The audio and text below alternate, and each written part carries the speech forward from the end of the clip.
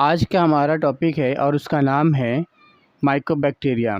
यानी आज हम एक ऐसे बैक्टीरिया के बारे में जानेंगे जिससे टीबी होता है। यानी टीबी जिस बैक्टीरिया से होता है उसके बारे में हम डिटेल में जानेंगे कि टीबी करने वाला जो बैक्टीरिया है ये कैसा है, इसके रिएक्शंस किस तरीके से होते हैं, इसके अंदर कौन कौन सी प्रॉपर्टीज़ पाई जाती है, कौन कौन से कैरेक्टरिस्टिक्स है, जब कल्चर कराते हैं तो इसमें क्या दिखता है और जब रिपोर्ट होता है तो उसमें किस तरीके से वेरिएशन आता है, इसका पैथोजेनेसिस क्या है, ये कितने तरीके का है, इसका कौन सा स्टेन है जिससे डिजीज़ होती है और कौन सा स्टेन है जिससे डिजीज़ नहीं होती है।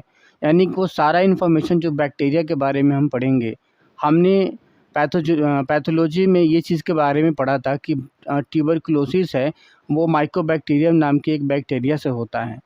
लेकिन बस इतना हमने समझ लिया था कि एक बैक्टीरिया है, इससे ये बीमारी होती है।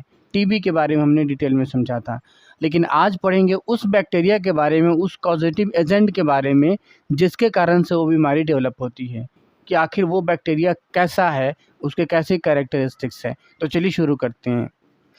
माइकोबैक्टीरियम का अगर हम जनरल कैरेक्टरिस्टिक्स के ऊपर ध्यान दें कि इसकी जनरल कैरेक्टरिस्टिक्स क्या है, तो मेनली इसके कुछ में से दो हमने पॉइंट लिया है जो बहुत इम्पोर्टेंट है, जो इसको एक और बैक्टीरिया से बिल्कुल ख़ास बना देता है। पहला पॉइंट ये है कि not easily stained but when stained with strong dyes resist decolorization with acid. इसका मतलब क्या है? इसका मतलब ये है कि ये बैक्टीरिया ऐसा है कि जनरली अगर आप किसी स्टेन में, हम किसी बैक्टीरिया का जब नॉर्मली जब कल्चर करने जाते स्टेनिंग करते हैं तो एक कोई डाइज होता है उसमें रखते हैं तो कलर शो करता है, वैसा वो अपना कलर दिखाता है। ये माइकोबैक्टीरियम ऐसा बैक्टीरिया है कि अगर एक नॉर्मल डाई में अगर आप इसको रखते हो तो वीक डाई में या नॉर्मल डाई में, तो इस स्टेनिंग इस पर होती ही नहीं है। यानी इसके ऊपर कोई भी कलर की परत, कोई भी लेयर इसके ऊपर चिपकती ही नहीं, चढ़ता ही नहीं है। तो इसके अंदर क्या, पहला बात तो ये आ जाता है कि चढ़ता नहीं है।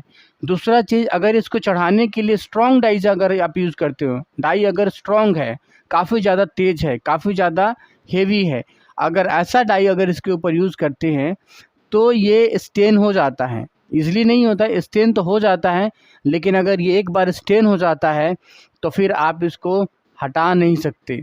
यानी कि ये डीकलराइजेशन यानी रेजिस्ट करता है डीकलराइजेशन को। यानी कि एक बार स्टेनिंग कर गया, यानी एक तो कलर चढ़ता नहीं इसके ऊपर, और अगर इसके ऊपर कोई कलर, कोई रंग चढ़ गया तो फिर उतरता नहीं है। चाहे इसके ऊपर कोई सा भी एसिड मलिए, कोई सा भी एसिड लगाइए, जल्दी उतरता ही नहीं है। तो इसीलिए इसको बोलते हैं एसिड फास्ट बैसिलाई। यानी कि एसिड से भी तेज़ काम करने के कारण स्टेनिंग में इसको एसिड फास्ट बैसिलाई भी बोलते हैं। और इसी को बोला जाता है AFB। AFB शॉर्ट में लिखा जाता है। AFB मतलब कि एसिड फास्ट बैसिलाई के रूप में, क्योंकि बैसिलस है, ये बैसिलस का जो टाइप का जो बैक्टीरिया पाया जाता है उस तरह का बैक्टीरिया, इसलिए एसिड फास्ट बैसिलाई के नाम से इसको बोला जाता है।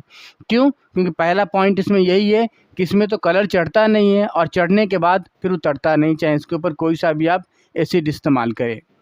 दूसरा पॉइंट क्या है कि ये वेरी स्लो ग्रोथ होता है। यानी कि ये ग्रो करता है, अगर आप इसका कल्चर कराएं, या सॉरी कल्चर बोल दिया, बॉडी के अंदर जब ये एंट्री करता है तो इसका ग्रोइंग जो रेट है बहुत स्लो होता है, बहुत धीरे धीरे होता है। यानी कि मरीज़ को ये एहसास ही नहीं होता कि उसको बीमारी हुई है या उसके अंदर ये बैक्टीरिया एंटर किया है।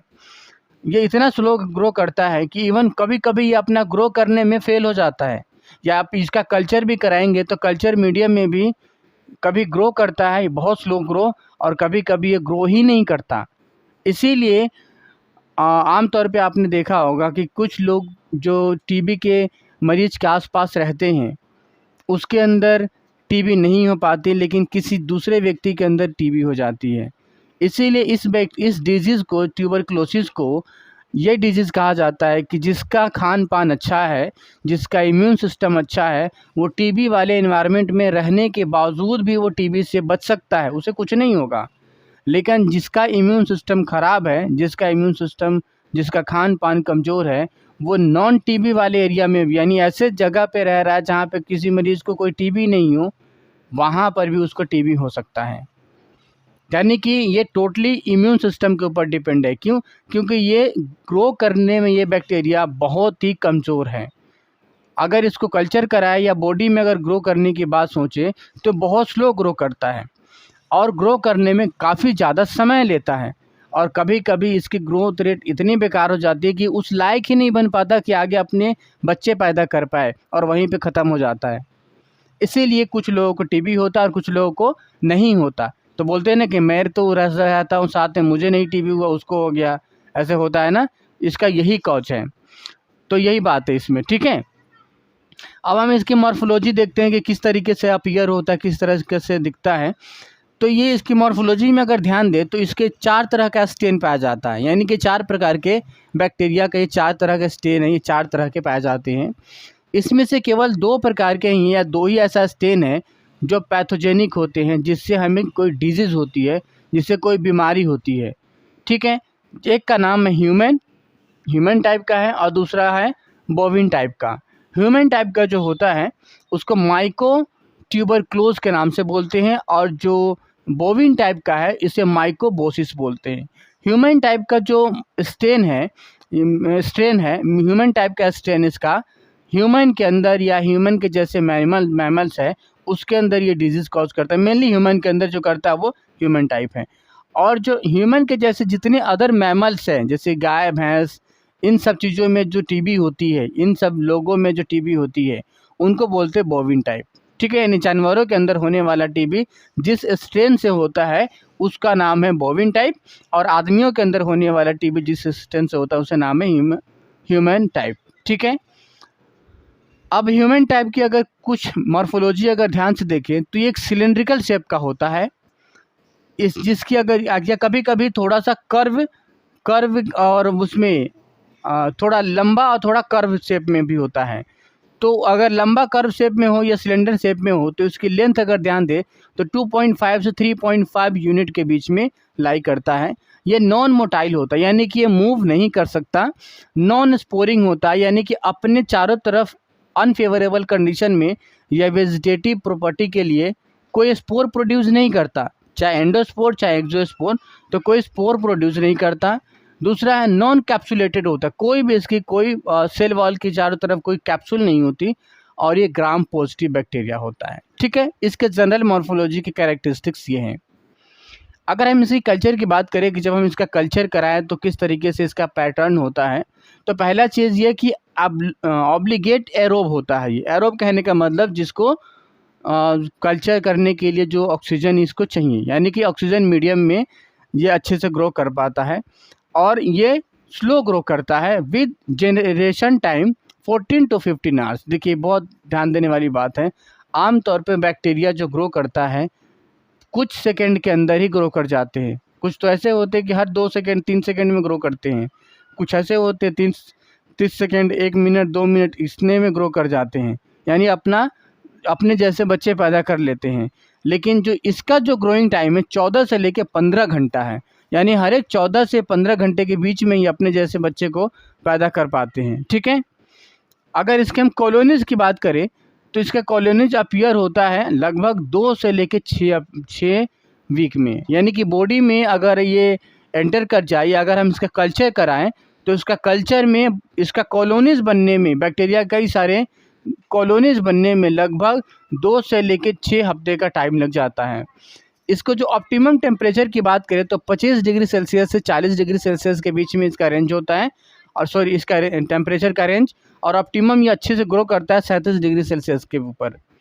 पीएच अगर इसको चाहिए तो उसका पीएच रेंज 6.4 से 7.0 होता है। पैथोजेनेसिस की बात करें तो बॉडी में किसी भी रूट से, चाहे वो सांस लेने के थ्रू, मुंह के थ्रू, खाने के थ्रू या स्किन में इंक्यूलेशन होने के थ्रू, किसी भी तरीके से ये बॉडी के अंदर एंटर करता है। बॉडी के अंदर एंटर करने के कारण मेनली इसमें इन्हेलेशन के थ्रू होता है, सांस के थ्रू होता है, फेफड़े में जाता है, और जिस जगह में जाएगा, अगर मुंह के गया तो फेफड़े में जाएगा, नाक से गया तो मुंह से गया तो पेट में जाएगा, और अगर स्किन के रूट से गया तो वहाँ के लोकल एरिया में जाएगा। सबसे पहले लोकल एरिया में जाके वहाँ पे इन्फ्लेम करता है, यानी लोकल एरिया में सबसे पहले एंट्री करता है, देन उसके बाद वहाँ पे अपने आप को मल्टीप्लाई कराता है और फिर नियर बाय जो लिम्फ नोड होता है वहाँ पे चला जाता है। यानी कि बॉडी में गया, बॉडी के उस लोकल एरिया को पहले इन्फेक्ट किया, फिर उसके बाद उसके नियर बाय जो लिम्फ नोड है वहाँ पे ट्रांसमिट कर जाता है। अब जब वहाँ पे ट्रांसमिट कर जाता है देन उसके बाद ये इन्फ्लेमेटरी रिएक्शन वहाँ पे शो करता है और सेल को नेक्रोज करता है, दैट मीन्स मारता है। ठीक है, इस तरह से इसका पैथोजेनेसिस होता है। और लेबोरेटरी अगर डायग्नोसिस की बात करें तो इसमें न्यूट्रोफिल्स बड़ा रहता है, लेकिन उतना नहीं बड़ा रहता, हल्का फुल्का बड़ा हुआ रहेगा। क्यों? क्योंकि इसका ग्रोथ रेट बहुत स्लो होता है। और ESR देखेंगे तो ESR भी बड़ा रहेगा। ESR क्यों बड़ा रहेगा? क्योंकि धीरे धीरे ग्रो कर रहा है ये। इसका स्पेसिमेन अगर हम बोले कि कौन सा इसका स्पेसिमेन यूज़ किया जाता है इसके टेस्ट के लिए, तो इसका स्पूटम यूज़ करते हैं, या तो खखार यूज़ करते हैं, स्पूटम हम यूज़ कर सकते हैं, लेरेंजियल स्वैब यूज़ कर सकते हैं, प्लूरल फ्लूइड यूज़ कर सकते हैं, पेरिटोनियल फ्लूइड यूज़ कर सकते हैं, CSF यूज़ कर सकते हैं, यूरिन या गैस्ट्रिक जूस या फिर से जो भी लिक्विड वाली पार्ट्स हैं उन सभी चीज़ों का इसके टेस्ट के लिए इस्तेमाल कर सकते हैं। चलिए अगली वीडियो में किसी और टॉपिक को लेकर आएंगे, तब तक के लिए शुक्रिया।